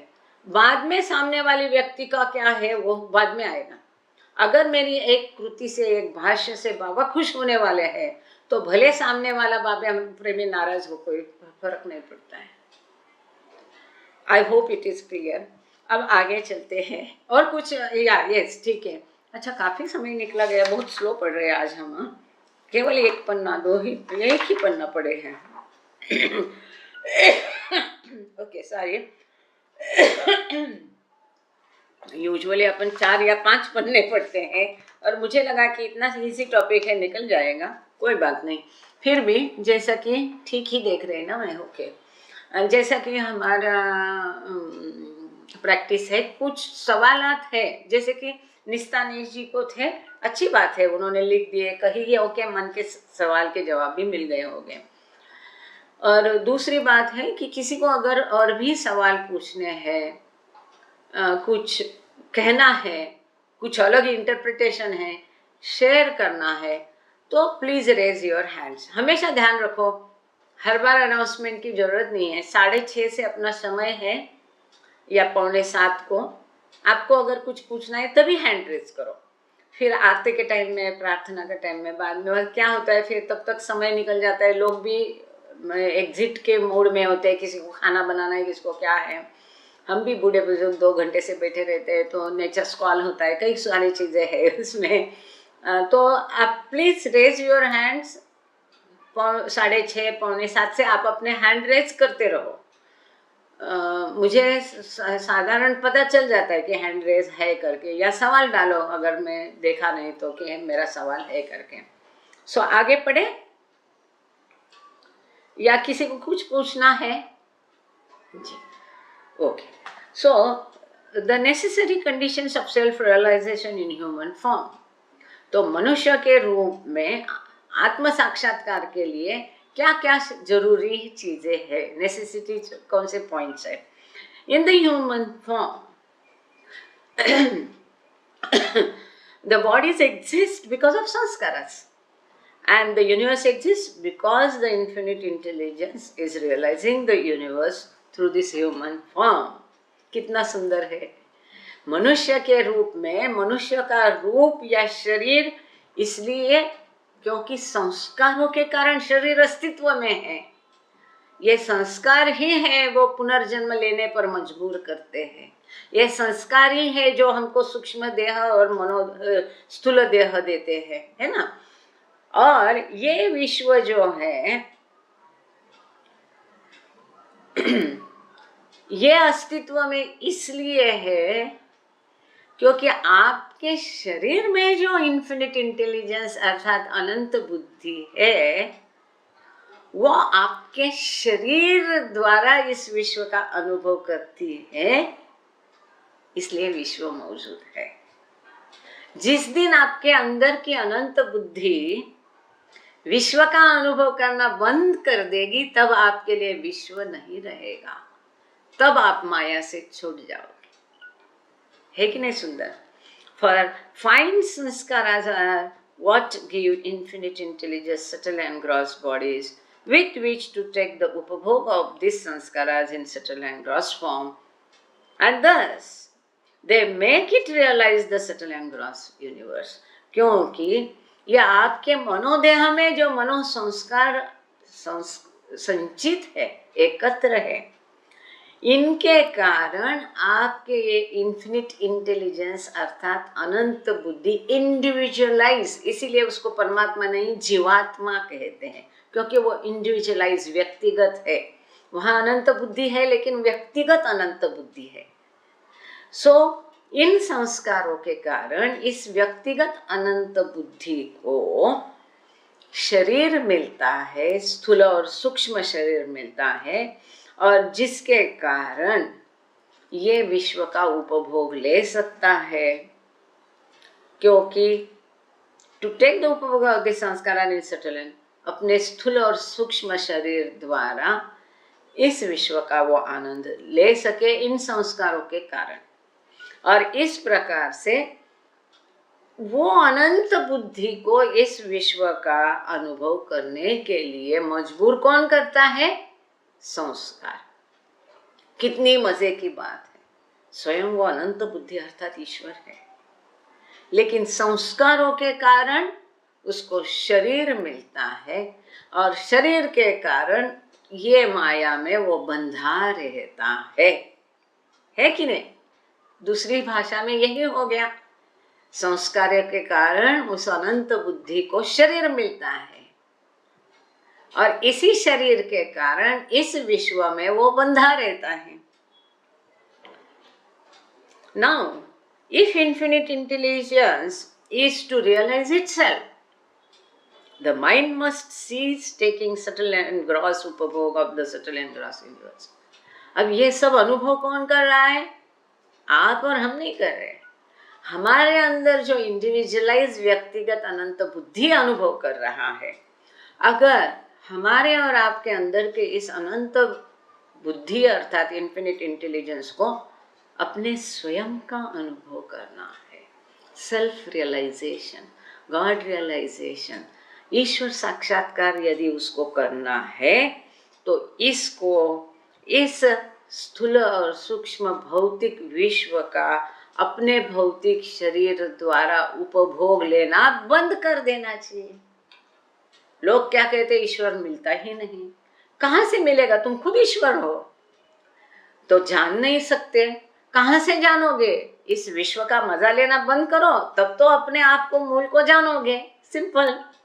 And for all this to happen, thinking must remain and the sanskaras must vanish. तो अपने स्वयं, मूल स्वयं का अनुभव करने के लिए क्या होना चाहिए? चेतना रहनी चाहिए, अनुभव रहना चाहिए, लेकिन ये संस्कार गायब हो जाना चाहिए। तब इस माया से, चुगुल से हम बच जाएंगे। Sanskaras in the cycle of sleeping and waking. थोड़ा मैं जानबूझ के थोड़ा फास्ट ले रही हूँ, क्योंकि थोड़ा तो हमारा आगे बढ़े, एक बनना कैसे। एनीवे, सो कोई बात नहीं है, अगर आपको ठीक समझ में आ रहा है, एक एक बात, एक एक चीज उसका ठसा बैठ रहा है, तो अच्छी बात है।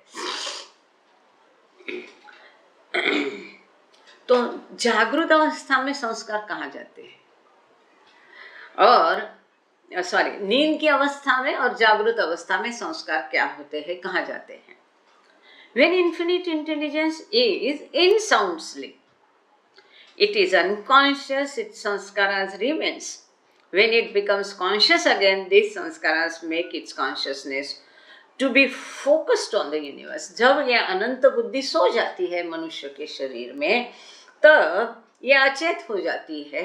उसके संस्कार रहते हैं, लेकिन वो भी सो जाते हैं।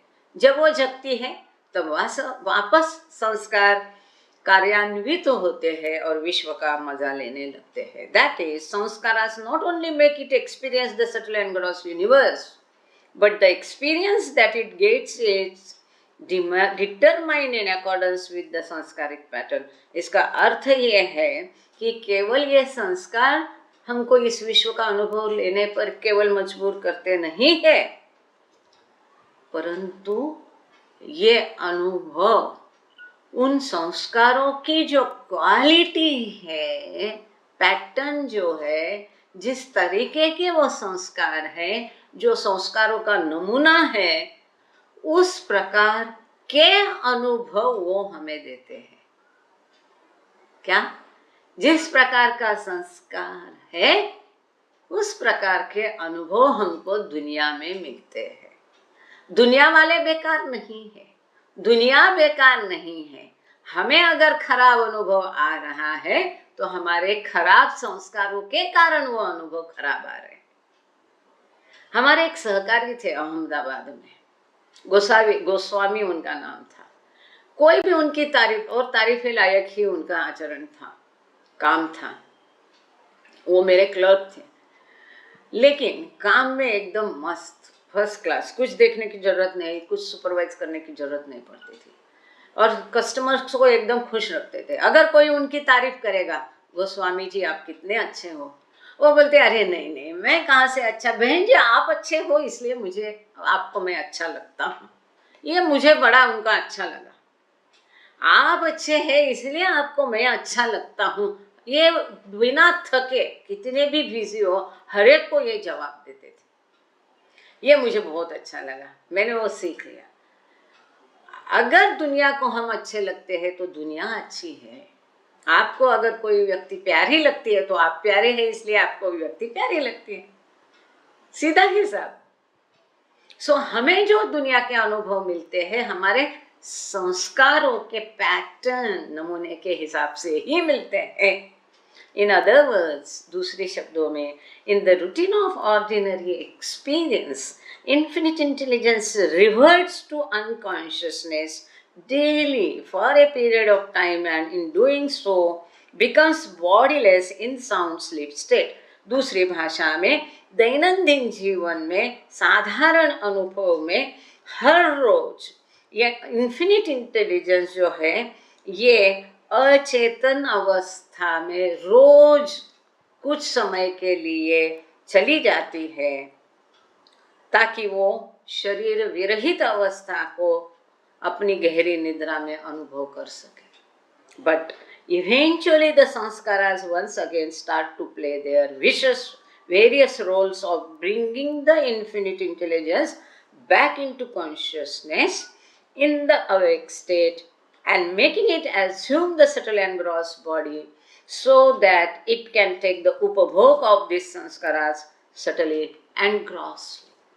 In short, sanskaras make infinite intelligence conscious in order to take their own experience in subtle and gross form. संस्कारा है ये अनंत बुद्धि को मजबूर करते हैं अपने स्थूल और सूक्ष्म शरीर द्वारा जिस भी तरीके के संस्कार होंगे उस तरीका का अनुभव करने के लिए। आपके अच्छे संस्कार है, आपके आध्यात्मिक संस्कार है, इसलिए माया का अनुभव करने के बदले, कहीं बगीचे में घूमने जाने के बदले, कहीं मार्केटिंग करने जाने के बदले, कहीं पिक्चर देखने के बदले आप ऑनलाइन लेक्चर ज्वाइन किए हैं जहां बाबा की 2 बातें कानों पर पड़े, है ना। आपके अच्छे संस्कार आपको मजबूर कर रहे हैं ये अनुभव देने के लिए। ये अनंत बुद्धि है और कोई नहीं है, आप और हम। ये रोज हर रोज बिना चूके अपनी मूल अवस्था को रिवर्ट होता है अचेतन अवस्था में, लेकिन ये संस्कार उसको चैन की नींद लेने नहीं देते हैं और फिर उसको धक्का मार के उठाते हैं कि हमको खर्च करो, और फिर उसको उठ करके इन संस्कारों का उपभोग अपने शरीर के द्वारा लेना पड़ता है। ये मजबूरी है किसकी? तुम्हारे हमारे शरीर में जो अनंत बुद्धि है वो ईश्वर होके भी ये उसकी मजबूरी है। मतलब क्या प्रभाव है संस्कारों का कि जो ईश्वर को अमर्यादित से मर्यादित किया। पहला संस्कार ईश्वर होके भी वो मजबूर करता है उसको माया का अनुभव करने के लिए। इतना प्रभाव संस्कारों का है। तो इन संस्कारों से को हटाएंगे, नए बनने से रोकेंगे, कम कर देंगे। कई इलाज है, हम देखते हैं, कई बार इसकी चर्चा की है, कई भाषणों से भी इसकी चर्चा हुई है।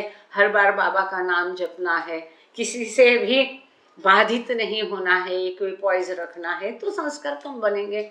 हमको यहाँ आज रुकना पड़ेगा, आगे इसी को कल जारी रखेंगे। अब आगे के कुछ चैप्टर बड़े इंटरेस्टिंग है, काम के है, खुद भी ज्वाइन करना, कभी मिस नहीं करना, औरों को भी प्रोत्साहित करना। थैंक यू बाबा और thank you all of you. Thank you Meher Pradeep Chaudhary ji. Avatar Meher बाबा की जय। जय बाबा। मधुकर डोंगरे भाव को वो आग्रह करूंगी कि वो प्रार्थना करे आज के लिए। अवतार मेहर बाबा की जय। जय बाबा डोंगरे भाव। जय बाबा। जय बाबा। जय बाबा।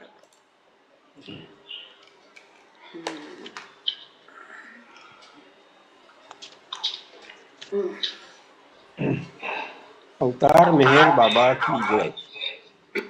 O Parvardigar, the preserver and protector of all, you are without beginning and without end, non-dual, beyond comparison, and none can measure you. You are without color, without expression, without form, and without attributes. You are unlimited and unfathomable, beyond imagination and conception, eternal and imperishable. You are indivisible, and none can see you but with eyes divine. You always were, you always are, and you always will be. You are everywhere, you are in everything, and you are also beyond everywhere and beyond everything. You are in the firmament and in the depths. You are manifest and unmanifest, on all planes and beyond all planes. You are in the 3 worlds and also beyond the 3 worlds. You are imperceptible and independent. You are the Creator, the Lord of Lords, the knower of all minds and hearts. You are omnipotent and omnipresent. You are knowledge infinite, power infinite, and belief infinite. You are the ocean of knowledge, all-knowing, infinitely knowing, the knower of the past, the present, and the future, and you are knowledge itself. You are all merciful and eternally benevolent. You are the soul of souls, the one with infinite attributes. You are the trinity of truth, knowledge, and bliss. You are the source of truth, the ocean of love. You are the ancient one, the highest of the high. You are Prabhu and Parmeshwar, You are the beyond God and the beyond God also. You are Parabrahma, Allah, Ilahi, Yazdan, Ahurmaz, and God the Beloved. Your name is the only one worthy of worship. We repent, O God, most merciful, for all our sins, for every thought that was false or unjust or unclean, for every word spoken that ought not to have been spoken, for every deed done that ought not to have been done. We repent for every deed and word and thought inspired by selfishness, and for every deed and word and thought inspired by hatred. We repent most especially for every lustful thought and every lustful action, for every lie, for all hypocrisy, for every promise given but not fulfilled, and for all slander and backbiting. Most especially also, we repent for every action that has brought ruin to others, for every word and deed that has given others pain, and for every wish that pain should befall others. In your unbounded mercy, we ask you to forgive us, O God, for all the sins committed by us, and to forgive us for our constant failures to think and speak and act according to your will. Beloved God, help us all to love you more and more, and more and more, and still yet more, till we become worthy of union with you, and help us all to hold fast to Baba's Daman till the very end.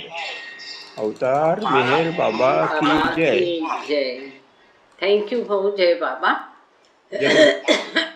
जय बाबा. निस्ताने जी आप आरती करेंगे? Sorry. ठीक है. जय बाबा.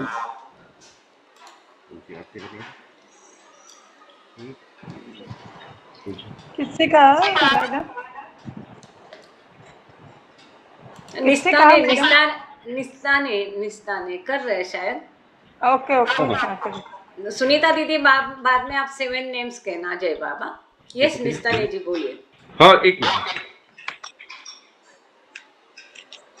बुझावे नारज हल्लतनी कर खुद रत्न फरमातु छेलागी आश भक्तों ने के बख्शे पूरे मातु अया मुर्शद मेहर बाबा चरण पर तुझ न धरिए सर खुदाना जात थी वाके कथई बे ओ मेहर बापू पूछे मालिक हकीकत लो तू आशिक दीन आरिफ भी तुझे दरी आहे वहदत मारे फतन कोई तू फातू अमोर हेरवने साले बख्श जे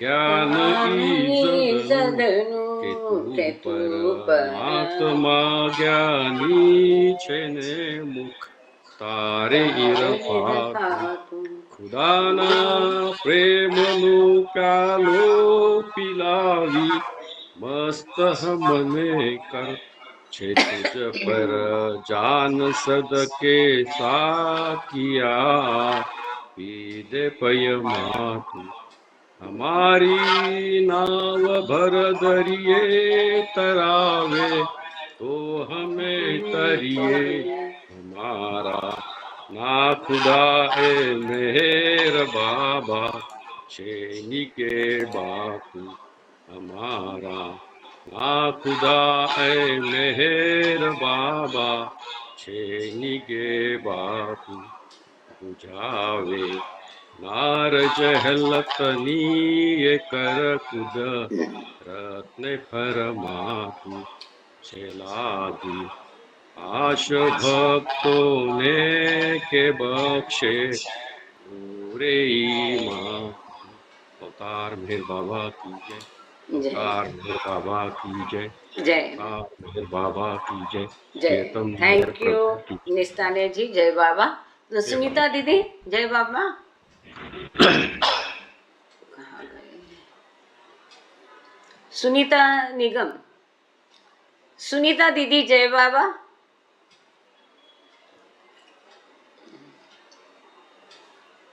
सुनीता निगम जी, जय बाबा। सुनीता दीदी है नहीं? जय बाबा, जय बाबा। सुनाई दे रहा है? जी, सुनाई दे 7 रहा है? names जो जय बाबा दीदी, जय बाबा। सुनाई दे रहा है? हाँ जी, हाँ। हरि परमात्मा अल्लाह अहुरमत गॉड यज़दाहो। हरि परमात्मा अल्लाह अहुरमत गॉड यज़दाहो। हरि परमात्मा अल्लाह अहुरमत गॉड यज़दाहो। हरि परमात्मा अल्लाह अहुरमत गॉड यज़दाहो। अवतार मेहर बाबा की जय। हरि परमात्मा अल्लाह अहुरमत गॉड यज़दाहो। हरि परमात्मा अल्लाह अहुरमत गॉड यज़दाहो। हरि परमात्मा अल्लाह अहुरमत गॉड यज़दाहो। हरि परमात्मा अल्लाह अहुरमत गॉड यज़दाहो। हरि परमात्मा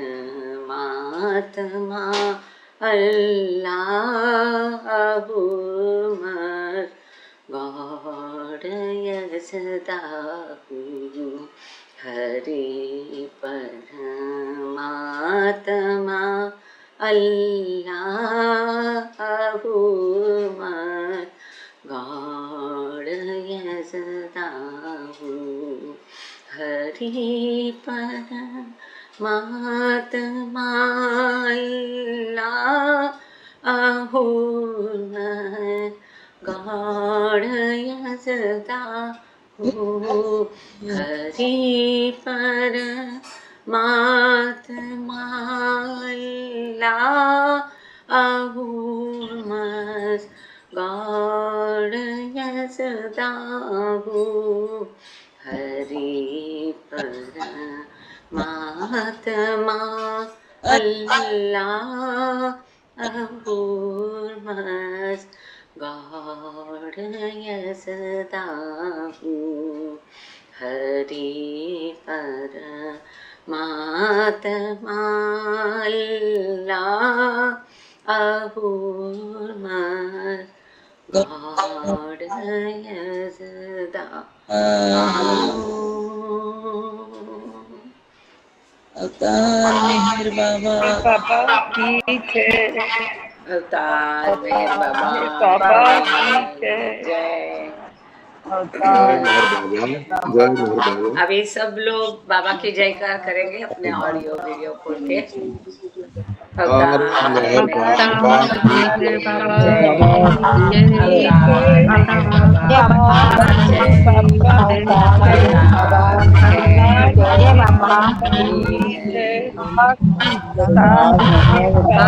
की जय। जय बाबा, सबको जय बाबा। जय बाबा।